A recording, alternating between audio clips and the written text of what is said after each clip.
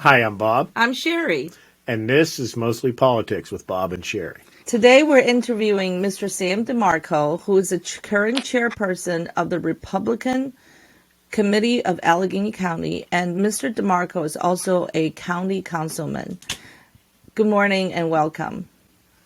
Good morning, Sherry. Good morning, Bob. Thank you for having me today. All right. So, Sam, let's start. Can you talk about the responsibilities of the county chair? Sure. The responsibilities of the county chair in some ways are exactly the same as that of a local municipal chair or precinct committeeman, and that is our number one goal is to get Republicans elected to office. Okay? But the way we go about that as a chair, your responsibilities are multifaceted and such. One, you have to be the spokesman for the Republican Party. Anytime something occurs, something happens, or whatever, media comes to you, you have to be the spokesman for the Republican Party. Two, your job is to take and raise funds necessary to build an infrastructure to be able to support the committees that you have out there, as well as to be able to provide candidates with resources and get out the vote activities to help get folks elected.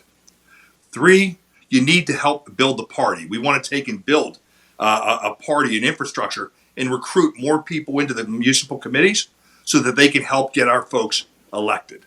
So those are the three big things. And then a fourth I would add is you have to try to do what you can to increase the turnout and grow the number of registered voters in Allegheny County. So you won the election of the RCAC chairman in 2018. Is that correct? No, actually, I won. I was elected to fill the remainder of D. Raj's term in July of 2019. Okay. Okay. In July of 2019, I was just filling the remainder of his term, and his team stayed in place. So it wasn't until August 1st of 2020 that myself, my vice chair, Lisa Bacaizo, and Herb Olinger were elected. And we've been in here in office less than 2 years. Okay. Tell us some of the changes that you have made or things that you have done and improved since you've taken office. Oh my gosh. I mean, where do we start? Okay. First, we came in, we completely rebranded RCAC. The logos, everything that we were using was way out of date. We took and built a new website and brought that up to speed. Okay. And we took and instituted online fundraising and things of that nature. We took and bought new banners, new furniture, new pop tents, new backgrounds, all of these different things to rebrand the Republican Committee of Allegheny County. Then we also started looking at how do we recruit and get folks involved. Now, I started with the fundraising. I came in July of 2019, and at that time, there had only been $5,000 raised. And I'm 19 because Raja had been running for a state Senate seat. So when I came in, we only had $60,000 in the bank, and we were looking at the bills that we were going to have coming up. So I raised over $80,000 in the rest of 2019, and then really hit the ground running in 2020, raising in excess of $321,000, and then in 2021, raising in excess of $391,000, and then here we are in 2022, and as of May 5th, we've already raised over $303,000. So, I mean, I have put our fundraising apparatus on steroids, growing this to be able to do this, okay? So then the other thing we started to do was I started to recruit candidates.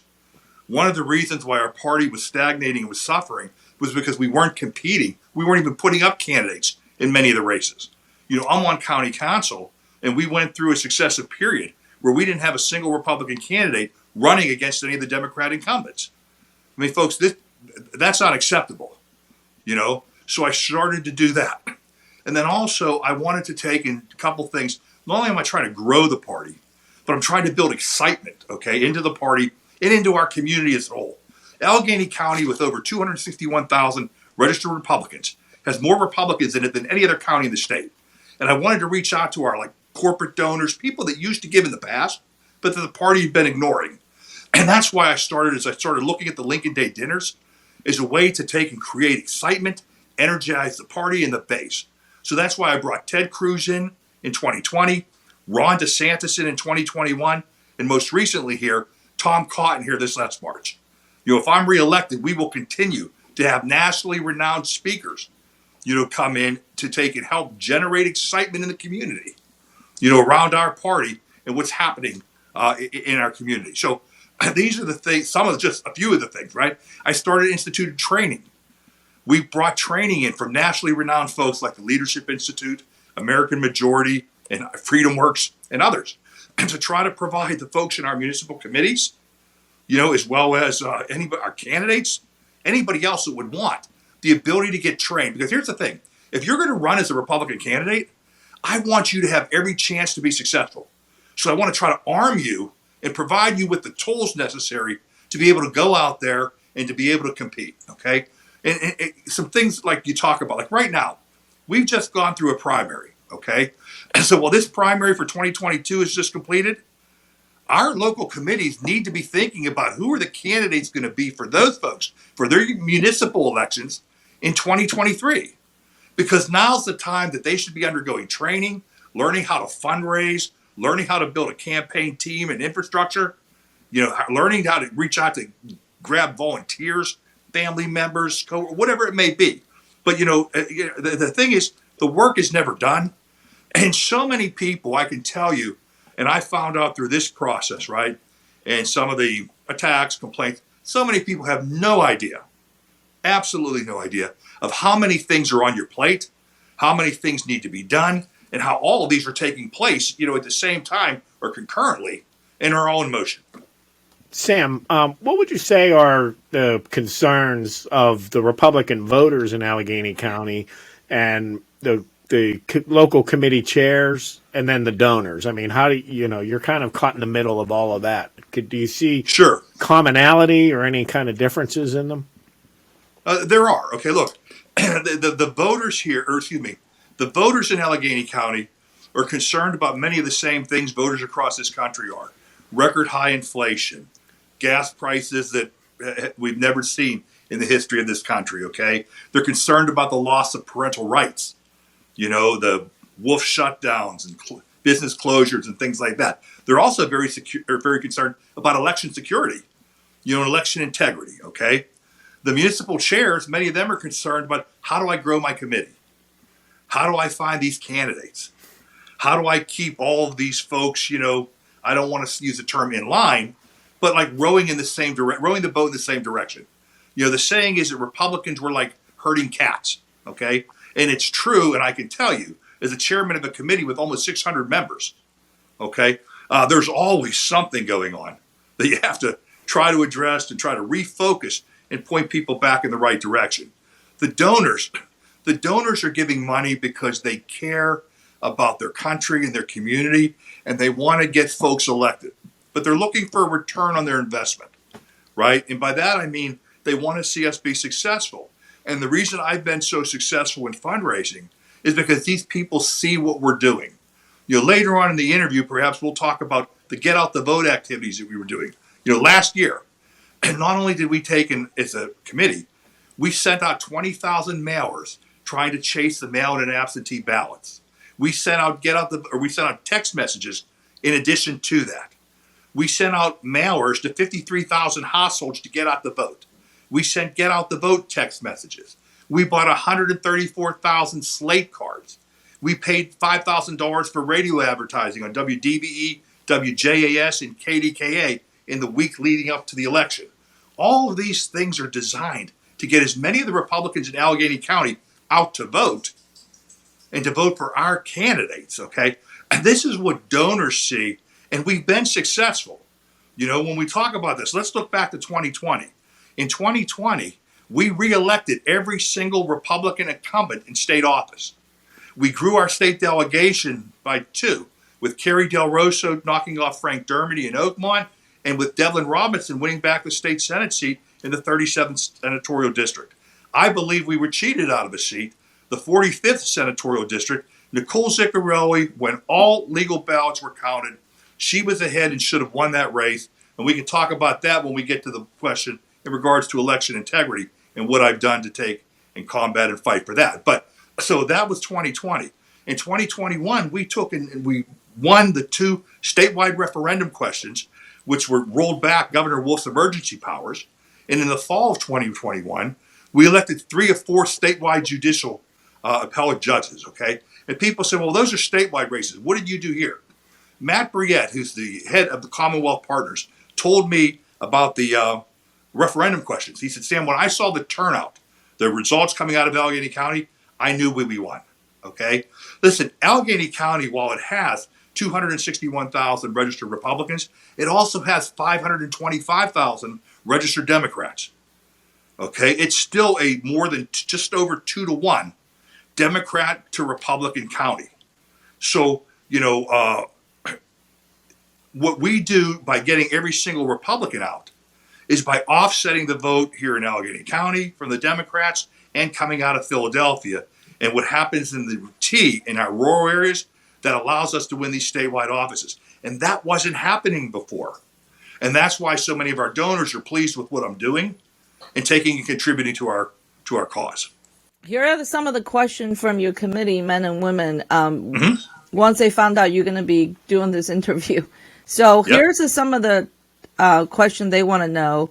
Number one, why did you refuse to censure Pat Toomey when he voted to impeach President Trump? Sure.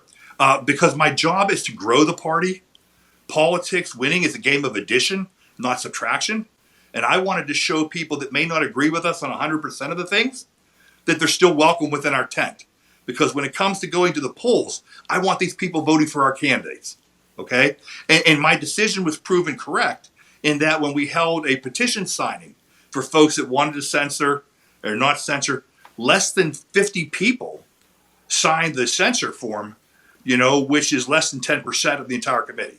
So while we had a number of very vocal folks that were adamant about doing that, that didn't represent the committee as a whole. So I believe that my decision was correct. So so you had a petition signing for that? Let me explain. Okay. I didn't agree with what Senator Toomey did, and I expressed that to him personally and told him that I disagree with it. I didn't find it helpful to the party. But so what we did was, because I had a lot of folks saying that they wanted to express their dissatisfaction, and we held a petition signing at the RCAC headquarters in which any committee member that wanted to take and censure Senator Toomey could come up and sign a petition of censure telling him that. Also, there was a petition that said, hey, I don't agree with what you did, but I don't feel it rises to the level of censure. And then there was a third petition that said, hey, I agree with what you did, okay?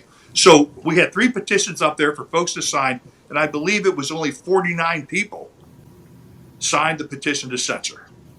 And we have a committee of almost 585 people, so that was less than 10%. Does a lot of people, I don't think a lot of people knew about that. No, you know what? There's a lot of people that don't know about a lot of this stuff, and that's why I welcome the opportunity, to come before you guys and talk to you about this. Okay. Okay, there's been criticism about your statement that there was no election fraud in 2020 and your decision to certify the vote. Can you comment on that?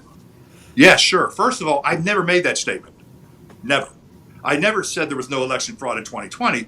What I said was I saw no evidence of widespread fraud here in Allegheny County, because Allegheny County is the only thing I can speak to, right? It's the county where I'm on the Board of Elections and where I'm involved. Now, let me tell you about these folks. This is what drives me absolutely insane.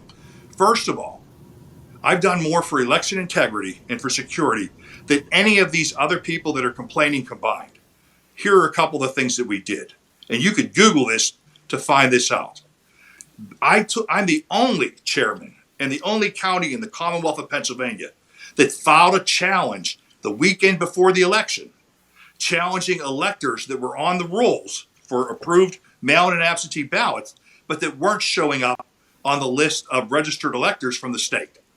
So we ran into a deadline. So by 5 o'clock Friday afternoon, we were only able to turn in challenges for 236 people, okay?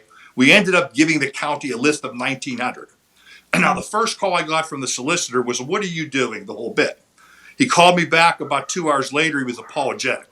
It turns out that most of those people had died, okay? They were people that had signed up on the list for mail-in and absentee ballots earlier in the year, and then over the course of the year had passed away. See, in Allegheny County, on average, about 13,500 people a year die. So what they did is I worked with these folks. They went through and they looked at, okay, who on this list got sent a ballot and who on this list returned a ballot. We identified there were 23 people on this list that had returned a ballot that were dead before the election. One of those, and then we had them all pulled. So those ballots were pulled. They were never counted. Now, that's not fraud. I'll give you an example. Like Jay Costa's mother, the minority leader in the state Senate, his mother's ballot was one that got pulled. But what had happened was she had submitted her ballot in September and passed away in early October. But the law says if you're not alive on election day, your ballot is to be pulled and not to be counted. So I did that, okay? Secondly, I didn't vote to certify the election. I'm the only Republican in the state of Pennsylvania that voted not to certify the election. And I did that because they were using and counting what I viewed the illegal ballots in the Brewster and Ziccarelli race. I mean, all this stuff is available via Google. And we're going to put up a website with all of this, okay? But I have all of these, challenging the number of ballots, things like that, and then voting not to certify. Then in addition to that, when this thing was in this process, after that, then I was an elector for Trump. I drove to Harrisburg in the snow to sign the slate of alternate electors, okay? But with language that said if the president were to be adjudicated a winner, in his court challenges and things like that, then this slate of electors would be the ones that would be chosen. So we did this to preserve the president's legal rights, okay? So I challenged the dead voters before the election. I voted not to certify after the election. I took and preserved the president's legal rights by signing the slate of electors. Now, let me tell you something else. There's other folks out there. There's some folks out there complaining, well, I gave Jim Demarco an affidavit. Let me explain how things worked on election day in regards to the president's legal team and things of that nature, okay? There was a team of attorneys. We had almost 25 attorneys that were in our office the week before the election, and then the day after they moved down to Porter Wright. But these folks were part of what we call the Pittsburgh Call Center. So if a complaint came in, I forwarded it immediately to my contact at the Pittsburgh Call Center.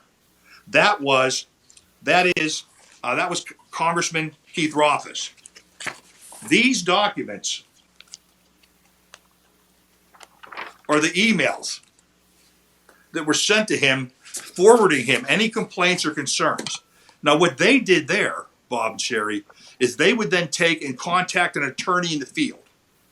I believe that one of my opponents has said he was a Trump attorney back during the election, okay? So they would contact somebody in the field who would then take the complaint and try to find out and track it down. Is it real? Is it an issue? And can they resolve it by talking to a judge of elections or a constable? If they failed to do that, then their job was to take and call our attorneys that were down in the election court. And those folks would file a complaint with the election court and things like that. There were no complaints filed because after investigation, there was nothing there. All of this was done with the RNLA, which is the Republican National Lawyers Association, the RNC, and the Trump campaign. I mean, there are folks that have no idea how things work or work, but are attacking me just because it's convenient.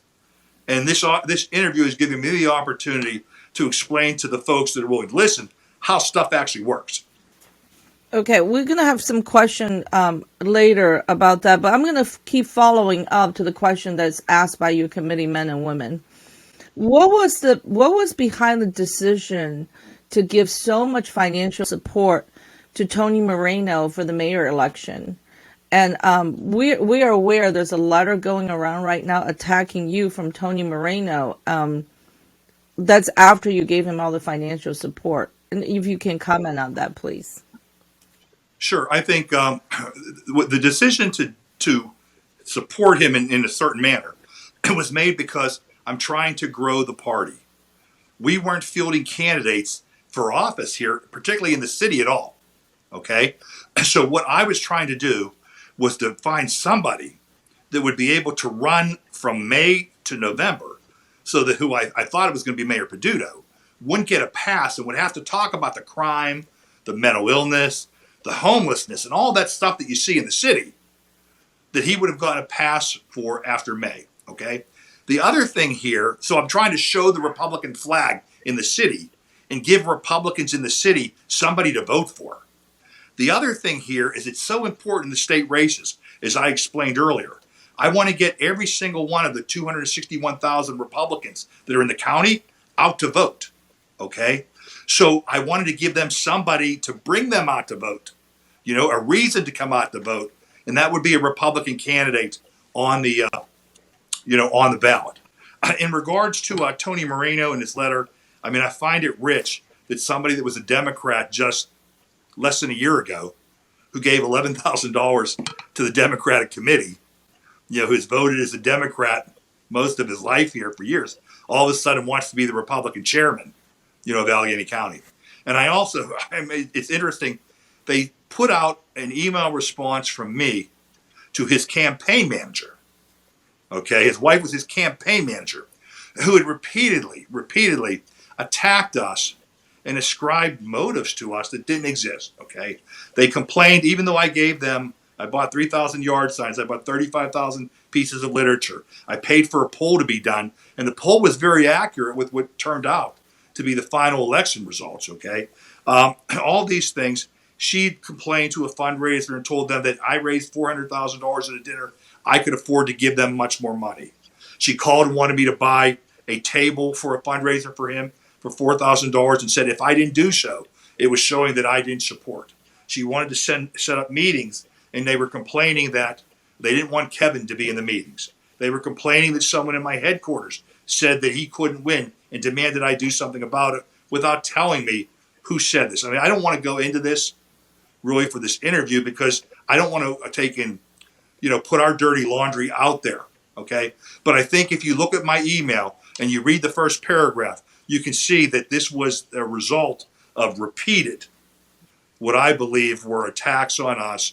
And and I responded. And, look, I probably shouldn't have put it in writing. Maybe it would have been better just to make the phone call.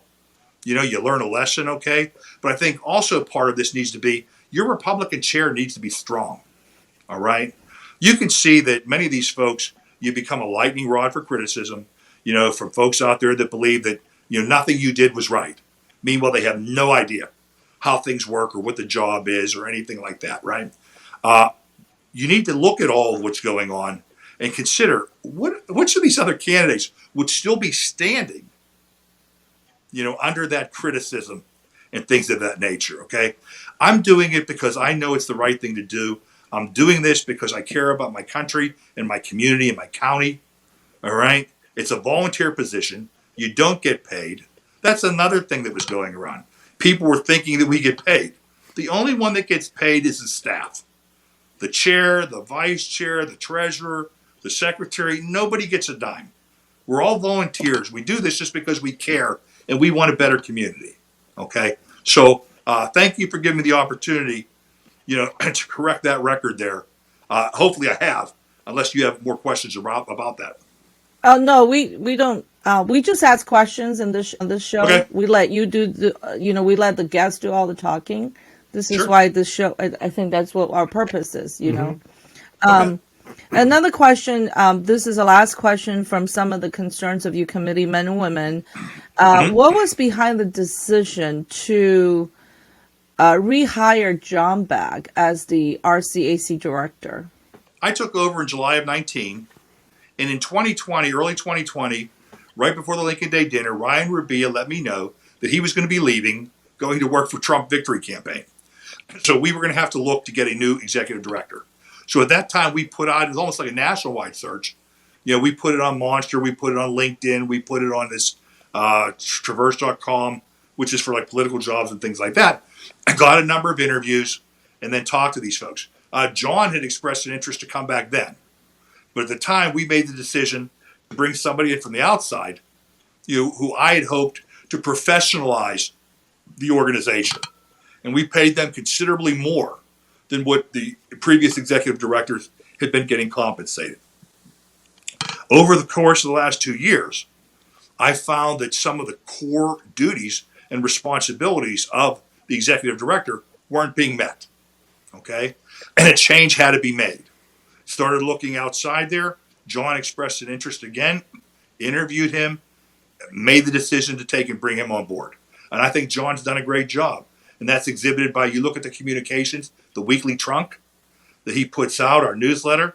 You have to understand, until I brought John back on board, we hadn't had a newsletter for 5 months. You know, the executive director at the time wasn't getting the job done. I needed to make a change, and I did so. So, regarding an article you wrote called "Please Republicans, Not Mastriano," I guess that was written on May 14th. Now that the primary's over and Mastriano won, how do you, as the leader of the party, get everyone regroup and come together to support him? great question, Bob. I spoke at Dr. Oz's event in Bethel Park last Monday. And one of the things I spoke to everybody about was the need to come together and all get in the boat and row in the same direction. You know, I said, it doesn't matter where you were on May 17th. What matters is where you are today. Okay. So I expressed that whole thing, a message of unity to all the folks that attended Dr. Oz's event. And that's going to be a consistent message of mine going forward because we don't have a choice. In regards to Senator Mastriano, I believe he and I are fine. We spoke twice by phone this past week. You know, I reached out to him and I told him on Tuesday, I said, hey, Doug, congratulations on your primary victory. I said, well, I wasn't an original supporter. Matter of fact, having been a vocal opponent, I said, as any good soldier or Marine does, after the debate, we come together to take and complete the mission. And I said, that mission is to elect you, Kerry Del Rosso, and send Mehmet Oz to the United States Senate. And he has my full and complete support. And we'll do anything we can to help him. I was inviting him to appear on our radio show, and he said he'd love to do so. He would have his team get in touch with me, and they would schedule something, going forward. So he and I think, are fine. He's the Mastriano folks. They delivered some yard signs to RCAC on Thursday afternoon. I spoke to them. They delivered 100 yard signs. I spoke to them and told them that, hey, I wanted to help financially and that we would buy 5,000 yard signs. We would pay for them, okay, to help his money go that much further. So in regards to Senator Mastriano, the article was written based upon a poll that had been done and shared with senior Republican leaders across the state. But again, a poll is only a snapshot in time, okay? And a lot of things can change. And we can have $6 gas in August or maybe higher, okay? There's going to be a lot of angry people out there, and the senator certainly has the opportunity to win this election. And it's my job to take and galvanize the committee behind him and try to get that, help achieve, that goal here for November. So your opposition to Mastriano was not about issues or the person of him. It was strictly based on the poll. Absolutely, yeah. What had happened, Bob, was they had shared a poll with us of swing voters that had been done. And what it said was they looked at a generic Republican to a generic Democrat. And the generic Republican was up 3 points, okay? Now, that's not heard of in this political environment, okay? But when you put in Shapiro's name and you put in Senator Mastriano's name, all of a sudden Shapiro jumped out to an 8-point lead. It was 49-41. When you took and you injected some information on key messages, the things that the Democrats are going to try to use against him, then the margin grew even wider to 12 points. So nothing was personal in that, and nothing was based upon issues. I think we're all on board with the same issues, being parental rights. We want to withdraw from Reggie. Election security and election reform needs to take place. But, look, I do this and I give him my time because I care about my country. We want to win these elections. So you want to pick the most electable conservative, okay?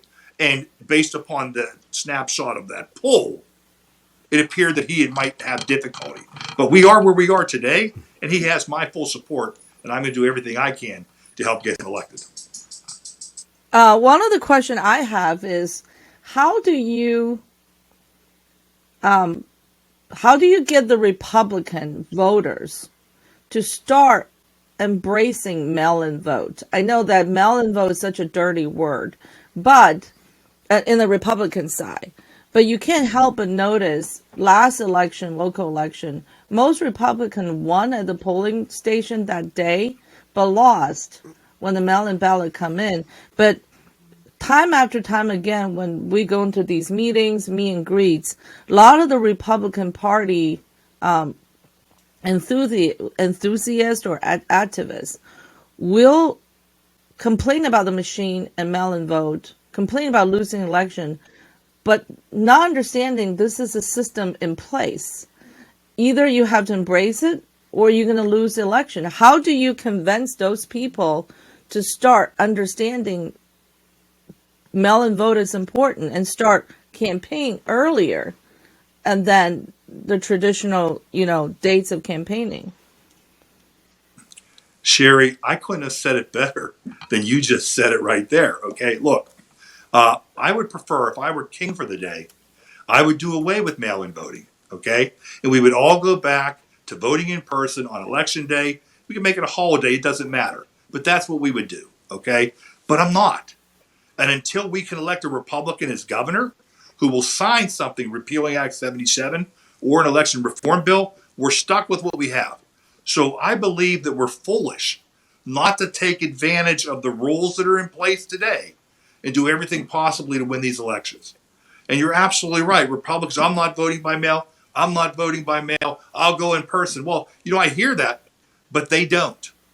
Because 57% of Republicans didn't go out and go to the polls and vote in November's election, right? And so I think part of this, it's incumbent upon our candidates and our committee as we try to target who we want to take and get out to the polls, that these less than the 4 out of 4s are going to go every single time. 3 out of 4s probably mostly.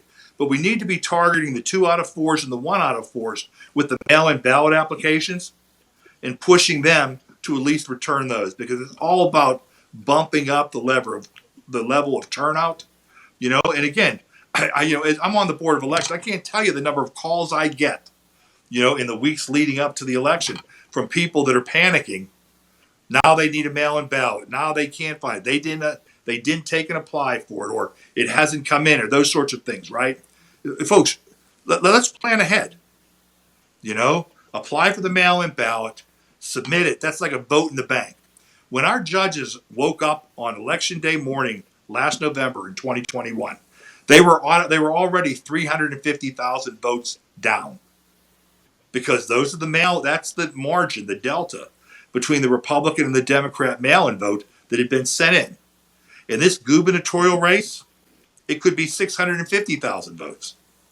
That's a big gap that we have to make up on election day by getting our folks out.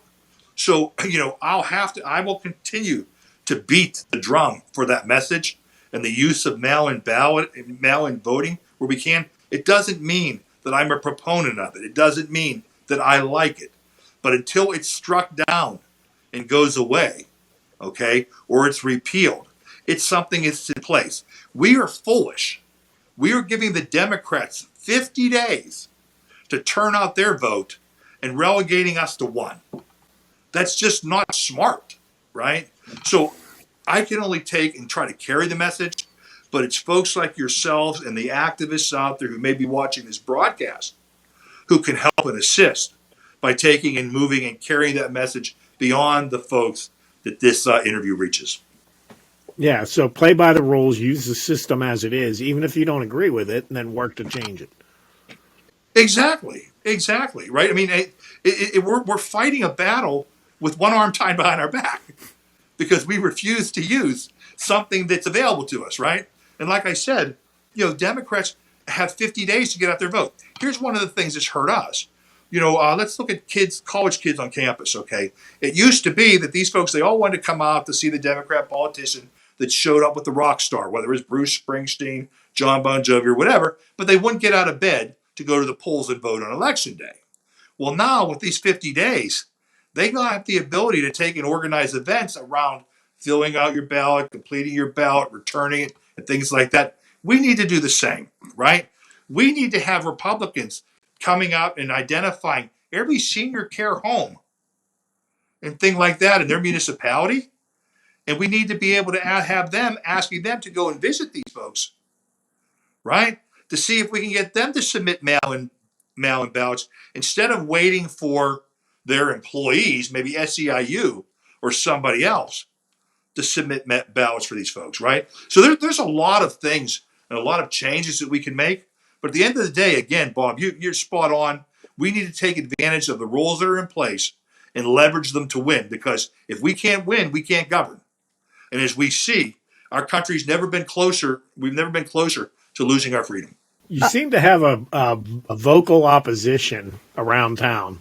Yep. Yeah, I can't say how big the numbers are, but the people that are opposed to you are vocal.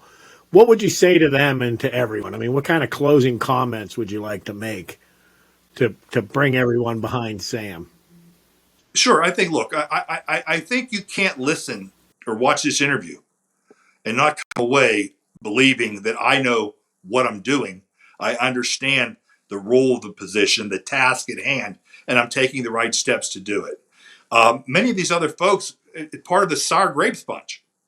You have somebody running against me that was let go from RCAC, contract wasn't renewed. Okay, you have two folks who were candidates for election and didn't win, so they want to blame someone other than themselves, so they can blame me. Okay, you have someone else that's been put up by somebody that that's had an axe to grind for 10 years. Okay, so you have somebody that's being pushed by an organization that on the far right here that is so misguided, as I've just clarified here in regards to I voted not to certify the election, all these different things, that they're making all these outrageous claims that just aren't true.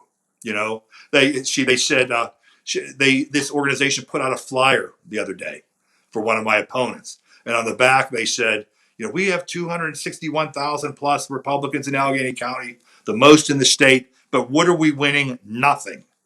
That's ludicrous.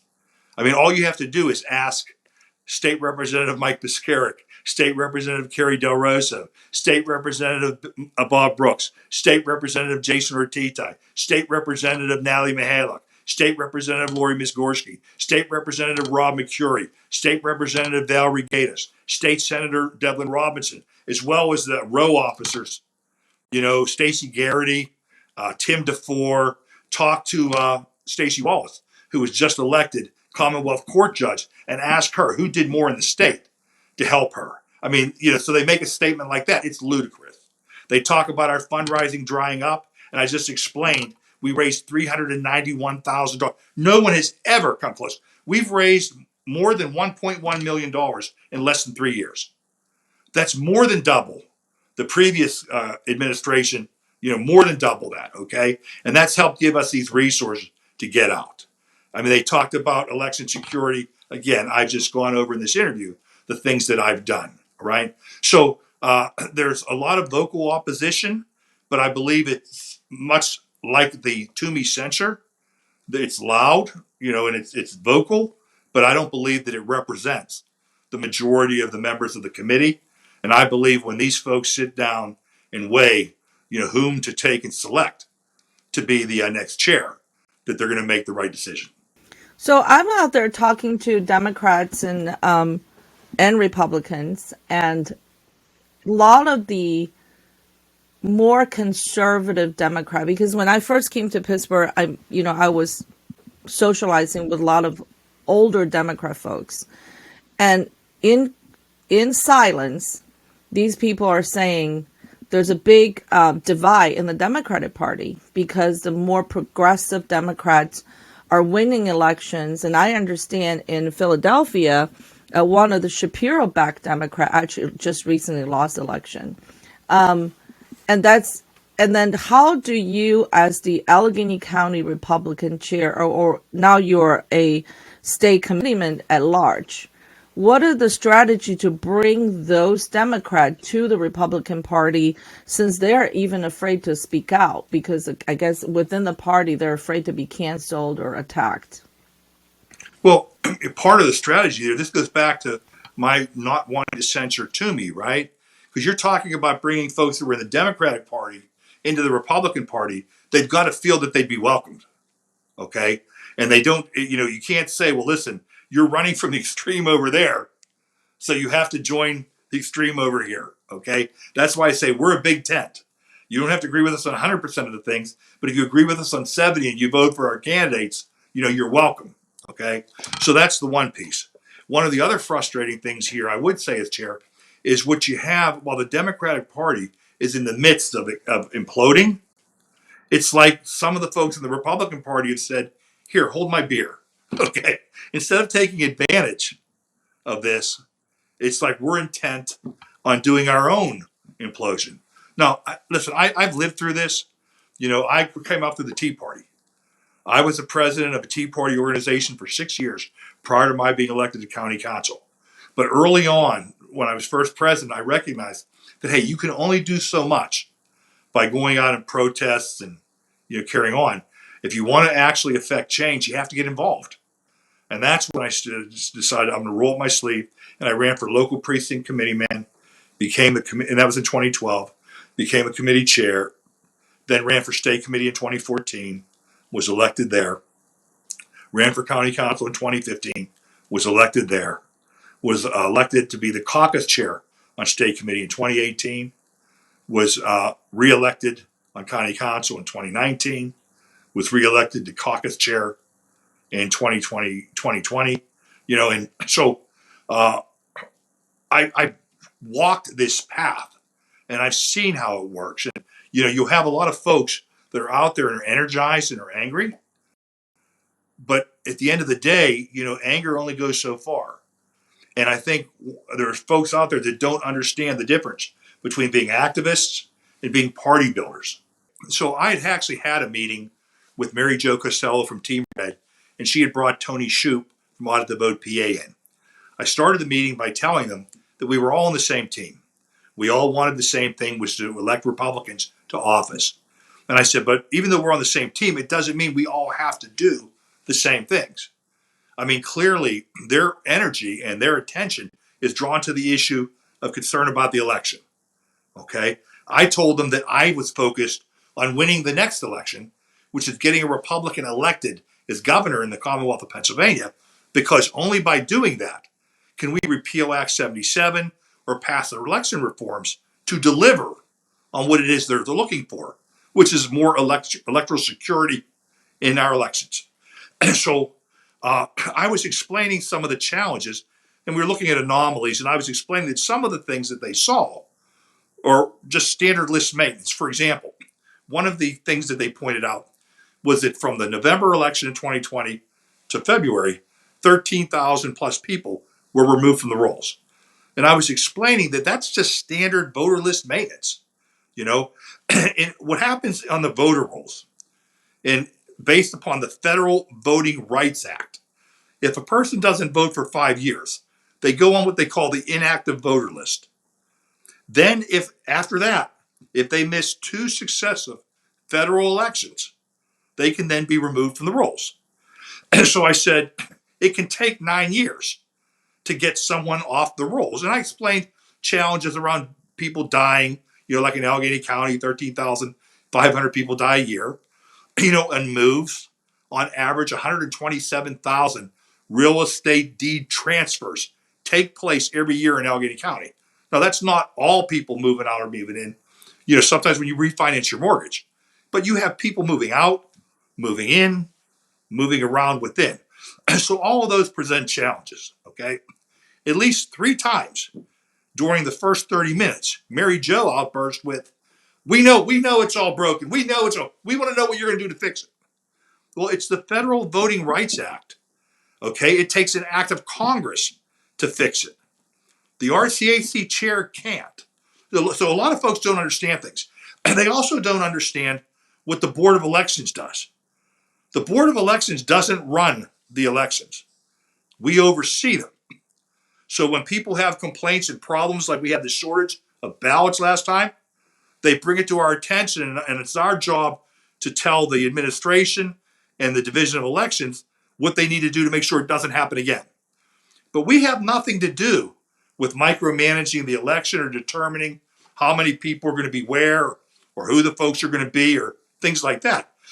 I don't have the ability to wave a magic wand and decide, well, we're going to let people do things in Allegheny County that isn't in law or in statute as passed by the legislature in Harrisburg.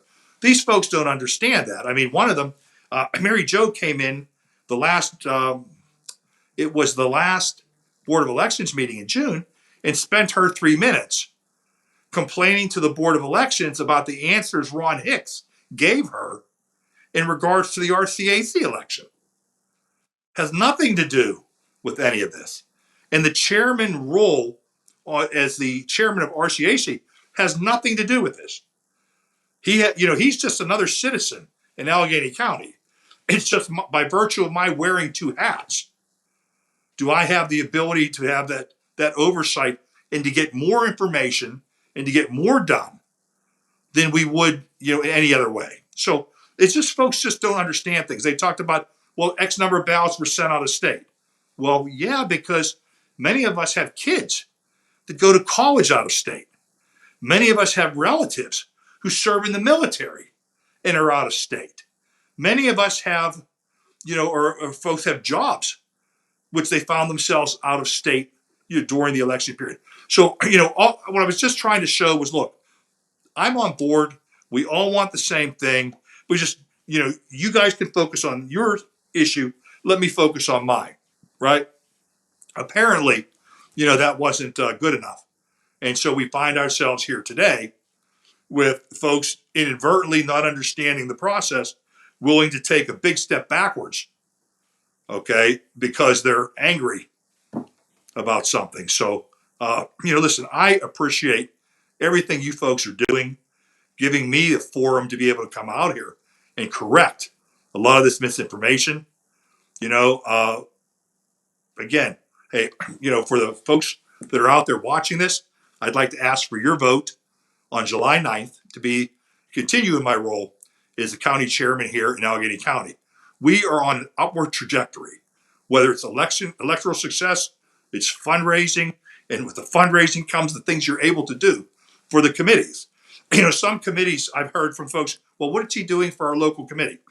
Well, every mail-in ballot chaser I send out to make sure those folks return their ballots means they vote for the candidates in your community. Every text message we send out is going to voters in your community. Every radio ad we do is going to voters in your community, right? So what I'm trying to do, well, these folks, the municipal committees, their focus is supposed to be on their local municipality. I'm trying to act as an umbrella at the county level to try to reach out and go over this and help everybody at the same time. And we only have 70 committees, and there's 130 municipalities in Allegheny County. And something else folks are complaining about, again, they don't understand. When we talked about 289 people ran for the committee positions back in 2020, those were the folks that were on the ballot. But we added 301 appointees. So we actually added more people as appointees during these last 2 years than had actually run on the ballot. Now we have, between the write-ins and the folks that ran for election, we have almost 470. I anticipate the same thing happening here in regards to the appointees. So we will be at a level, in the 800 to 900 range that we've never been in recent history. People will point out and say, well, there are 2,646 positions that are available to serve on Republican committee in Allegheny County, and we only have this woeful amount. They're right, but the problem is so much of that is in the city, and in the city, Democrats outnumber Republicans 5.6 to 1. But the issue is really many of those positions were filled in the past, and they're not all filled under Democrats, but they went away in the 70s when patronage went away. Okay? People used to take and sign up and do these types of positions because they were hoping to get jobs. And that's one of the things that happened, in the old system under patronage. Commissioners would come in and they would take the people that worked to help to get them elected. They would hire them. And then, election day, these folks all went out to work for them because their jobs depended on it. Okay? Well, now we're in a whole different world. We follow civil service regulations and things like that in law. You don't have that. And we're in a county that's 2-to-1 Democrat to Republican. So patronage doesn't exist. So I don't have the ability to just appoint somebody that volunteers to serve here to a job. And I never have had it, right? And that's not the way I would operate. So I have to appeal to people's patriotism, their sense of duty and service and commitment, to this country and community in order to get those folks out. So that's hopefully has addressed a little bit of some of the things that you've seen or that people may have heard. Do you guys have any questions for me before we conclude? Well, I think just one more thing to clarify. You probably already said it. So the Allegheny County have election board, and a lot of people were complaining there weren't enough ballots during this last primary. So you personally have nothing to do with that? Yeah, we on the election board, we have nothing to do with how many ballots went out to a polls or a precinct, Okay. or how many people were working, right? But we got involved afterwards. And for folks that don't know, on election day, because of that shortage, not only was I calling the Division of Elections to pass along where we needed the help, but I was actually out physically delivering ballots to at least 5 precincts that were short. I mean, I ran into the warehouse because there was a screw up, all hands on deck. They had sheriffs out delivering them. And we've been assured that's never going to happen again. Bethany Hallam and I voted at the last Board of Elections meeting to ensure that there'll be a ballot for every voter, at these precincts here in November. So listen, that was a screw up. It should have never happened, but that didn't have anything to do with security, or fraud.